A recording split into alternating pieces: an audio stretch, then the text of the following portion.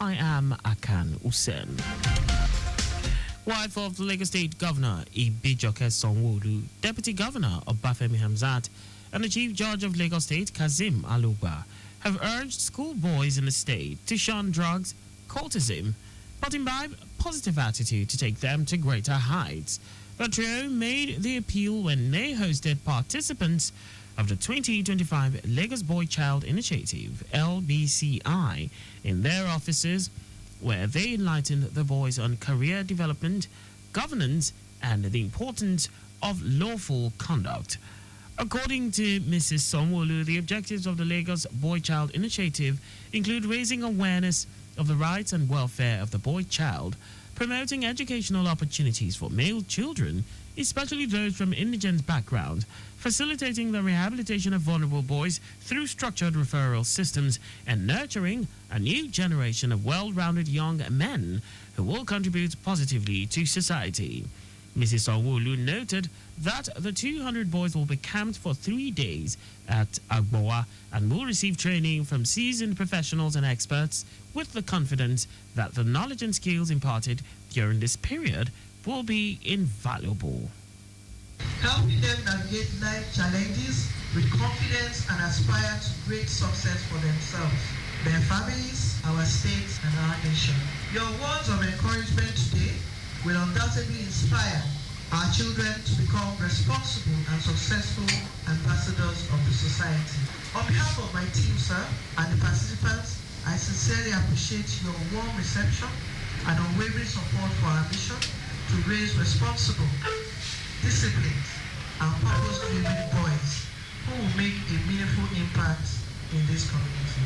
To our young boys, I encourage you to make the most of this opportunity. Absorb all you can from this workshop. Speaking to the participants drawn from schools across the state at the conference room of his office, Alausa, Deputy Governor Obafemi Hamzat commended Mrs. Sanwo-Olu for her unwavering commitment to empowering the boy child, which has over the years transformed beneficiaries into better ambassadors of society. We must be grateful that the First Lady is doing this. And the only way to be grateful is to pay attention and be focused so that you can take in the content and act on it. You know, there are over 1 million children in our schools. So for you to be selected, you're lucky. So how do you pay back? You must focus and take advantage of everything that you learn. A lot of your generation, they will tell you that education is a scam. Whoever says that to you is a liar. At the Chief Judge's office, Justice Alugba, who urged the boys to take the golden opportunity of the workshop to rebrand themselves, commended Mrs. Sanwo-Olu for the initiative and expressed excitement at mentoring the boys. It will interest you to know that 400 boys have been directly transformed by the past camping exercises held both in Badore and Miro in 2022 and 2024, and by extension, several other lives have been influenced by the LBCI indirectly.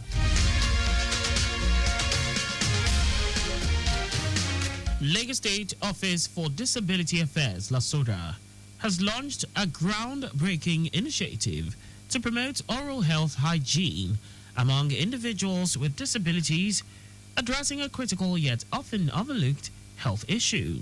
The event is to create awareness of the serious health complications that can arise from poor oral hygiene, particularly among this vulnerable group. General Manager LASODA, Adenike Oyetunde Lawal, led the event, emphasizing the strong connection between oral health and overall well-being. She pointed out that for many individuals with disabilities, daily oral care can be a daunting task due to physical limitations, which often prevent them from maintaining essential hygiene routines, increasing the risk of severe health issues. Oyetunde Lawal also underscored the broader implications of poor oral health, highlighting its effects on nutrition and cardiovascular health. Highlight how important all of this is, to pinpoint to the parents how important it is with nutrition and oral health, and also to listen to the parents and have the professional and the experts give key thoughts and advice on how to ensure that these parents and children improve their oral health as we thrive towards ensuring that their cardiovascular well-being is improved. She noted that the event is expected to benefit 100 individuals, with dental professionals offering free services, including on-the-spot scaling, polishing, and health assessments. Healthcare professionals and experts shared valuable guidance with parents on how to enhance their children's oral care and overall health, providing practical solutions to common challenges. Members of the Lagos State House of Assembly have condemned the invasion of assembly premises by armed personnel of the Department of State Services, DSS. The lawmakers described the invasion and harassment of members of the House as an attack on Parliament, which is equally an attack on democracy. The lawmakers, who said democracy is being robbed by the invasion of the Assembly, opined that it is the handiwork of overzealous officers that must be called to order. In his submission, lawmaker representing Alimosho Constituency 2, Kehinde Joseph, who raised a motion on the matters of urgent public importance, called on the director of the DSS to call the officers to order. He also called on Governor Babajide Sanwo-Olu, as the chief security officer of the state, to set up a panel to unravel the desecration of the House of Assembly by armed security men. The lawmakers thereafter passed a vote of confidence on the Speaker, Mojisola Miranda, just as the visibly emotional Miranda got a massive support from members of staff of the Assembly. Our correspondent Abiola Fabolagun reports that earlier at plenary, the acting clerk of the House, Taiwo Otun, read a letter received from the High Court in Ikeja from the former Speaker, Mudashiru Obasa, challenging the House and current Speaker, Mojisola Miranda, on his removal.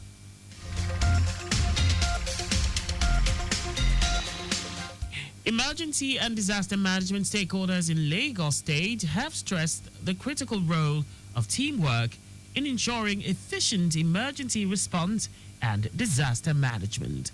They stated this at a training session for first responders organized by the Lagos State Command and Control Center in collaboration with its technical partner, Leapsoft Limited, with a theme: standardizing emergency response, training first responders on best practices for efficiency and impact. The stakeholders, who are first responders from state and federal agencies, emphasized the need for enhanced collaboration and capacity building among emergency agencies to improve response time and effectiveness. In his opening remarks, Permanent Secretary of the Ministry of Special Duties and Intergovernmental Relations, Sheson Ogundeko, noted that the training aimed to boost coordination among first responders, ultimately enhancing the protection of lives and property in Lagos. General Manager of the Lagos Command and Control Center, Femi Giwa, who described the training as a major milestone in strengthening Lagos State's emergency response framework, commended Governor Babajide Sanwo-Olu for elevating the Command and Control Center to an agency under the Ministry of Special Duties. Earlier, Managing Director of Leapsoft Limited, Abiodun Adeoye, highlighted that the training was structured to equip responders with internationally recognized best practices, enabling them to handle diverse emergency situations efficiently. The event brought together key emergency response agencies, including the Nigeria Police, Red Cross Society, Federal Road Safety Corps FRSC, Nigeria Security and Civil Defense Corps NSCDC, Lagos State Ambulance Service LASAMBOS, Lagos State Traffic Management Authority LASMA, and the Lagos State Emergency Management Agency LASEMA.